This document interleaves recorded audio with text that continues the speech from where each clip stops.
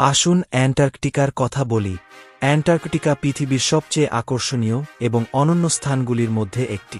এটি সবচেয়ে দক্ষিণের মহাদেশ, দক্ষিণ মেরুর চারপাশে অবস্থিত এবং এটিকে প্রায়শই গ্রহের সবচেয়ে ঠান্ডা, শুষ্কতম এবং বাতাসযুক্ত স্থান হিসাবে বর্ণনা করা হয়। অন্যান্য মহাদেশের বিপরীতে অ্যান্টার্কটিকায় কোনো স্থায়ী মানব বাসিন্দা নেই, যদিও এটি বিভিন্ন দেশ দ্বারা পরিচালিত বিভিন্ন বৈজ্ঞানিক গবেষণা কেন্দ্রের হোস্ট করে। ১. জলবায়ু এবং পরিবেশ। অ্যান্টার্কটিকার জলবায়ু অবিশ্বাস্যভাবে কঠোর। শীতকালে তাপমাত্রা ৮০ ডিগ্রি সেলসিয়াস (১১২ ডিগ্রি ফারেনহাইট) হিসাবে কমতে পারে।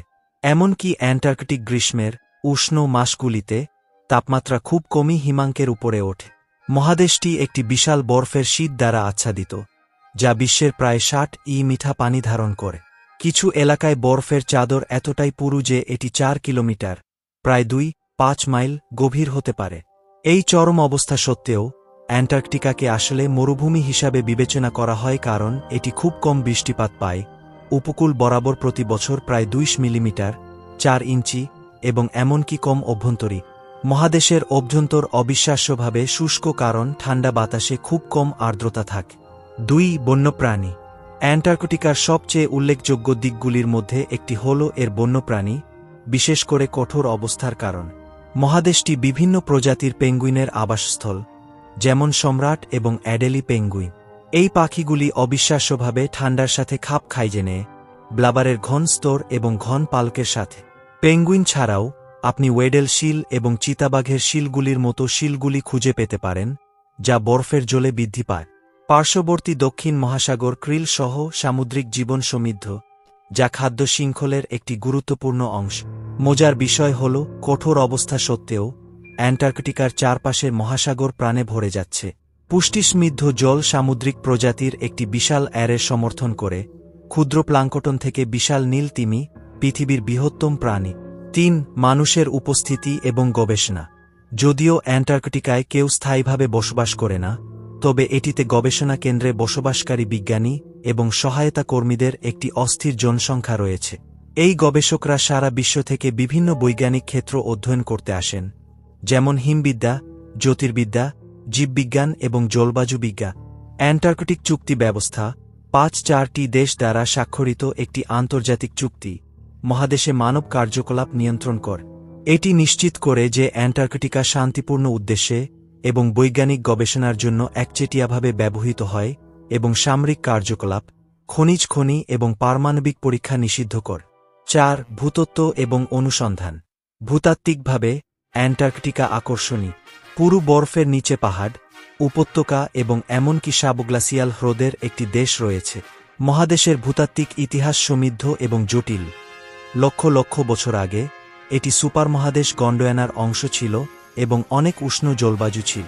অ্যান্টার্কটিকায় পাওয়া জীবাশ্মগুলি প্রকাশ করে যে এটিতে একসময় ডাইনোসর সহ উদ্ভিদ ও প্রাণীর বিভিন্ন পরিসর ছিল।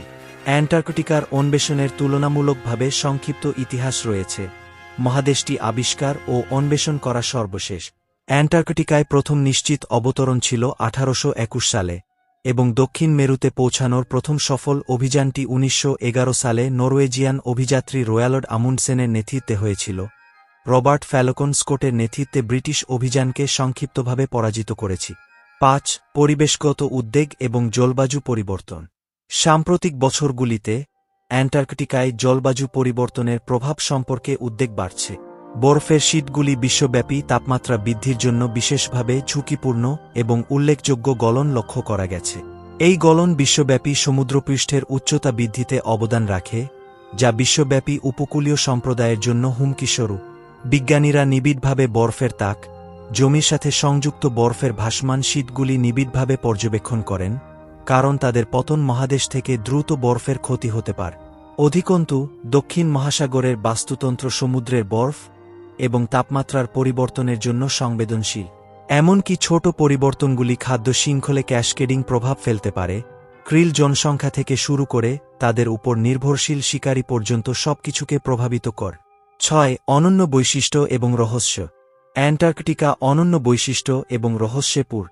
উদাহরণস্বরূপ, অ্যান্টার্কটিক রিফট ভ্যালি নামে পরিচিত একটি বিশাল ফাটল রয়েছে, যা বরফের নিচে লুকিয়ে আছে। এছাড়াও ম্যাকমুর্ডো শুষ্ক উপত্যকাগুলির মতো বেশ কয়েকটি শুষ্ক উপত্যকা রয়েছে, যা পৃথিবীর সবচেয়ে শুষ্ক স্থানগুলির মধ্যে একটি এবং প্রায় সম্পূর্ণ তুষার ও বরফমুক্ত। আরেকটি আকর্ষণীয় বৈশিষ্ট্য হল উপগ্লাসিয়াল হ্রদ, যেমন ভোস্টক হ্রদ, যা প্রায় 4 কিলোমিটার বরফের নিচে অবস্থিত।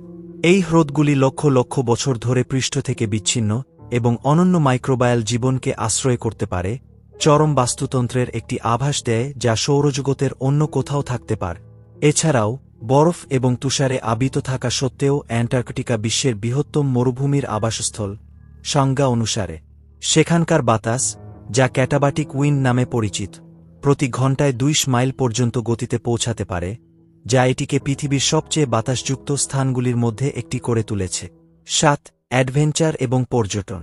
যদিও অ্যান্টার্কটিকা ভ্রমণের সবচেয়ে সহজ জায়গা নয়, সাম্প্রতিক বছরগুলিতে পর্যটন আরও জনপ্রিয় হয়ে উঠেছে। দর্শনার্থীরা সাধারণত দক্ষিণ আমেরিকা থেকে, বিশেষ করে উসুজা, আর্জেন্টিনা থেকে প্রস্থান করা অভিযানের ক্রুজে আসে। পর্যটকরা অবিশ্বাস্য বন্যপ্রাণী, রাজকীয় আইসবার্গ এবং আদিম, অস্পৃশ্য প্রাকৃতিক দৃশ্য দেখার সুযোগ দ্বারা আকৃষ্ট হয়। যাই হোক, অ্যান্টার্কটিক চুক্তির নীতির সাথে সামঞ্জস্য রেখে পরিবেশগত প্রভাব কমানোর জন্য পর্যটনকে সাবধানে নিয়ন্ত্রিত করা হয়। সংক্ষেপে, অ্যান্টার্কটিকা হল চরম ও বৈপরীত্যের একটি মহাদেশ, একটি বিস্তীর্ণ, বরফময় মরুভূমি যা জীবনের বিস্ময়কর বৈচিত্র্য, মহান বৈজ্ঞানিক আগ্রহ এবং রহস্যের জায়গা, এবং বিশ্ব জলবায়ু ব্যবস্থা সম্পর্কে আমাদের বোঝার জন্য অত্যন্ত গুরুত্বপূর্ণ একটি অঞ্চলকে সমর্থন করে। এটির সংরক্ষণ শুধুমাত্র অনন্য ইকোসিস্টেমের জন্যই নয়, এটি পৃথিবীর অতীত, বর্তমান এবং ভবিষ্যতের অন্তর্দৃষ্টির জন্যও গুরুত্বপূর্ণ।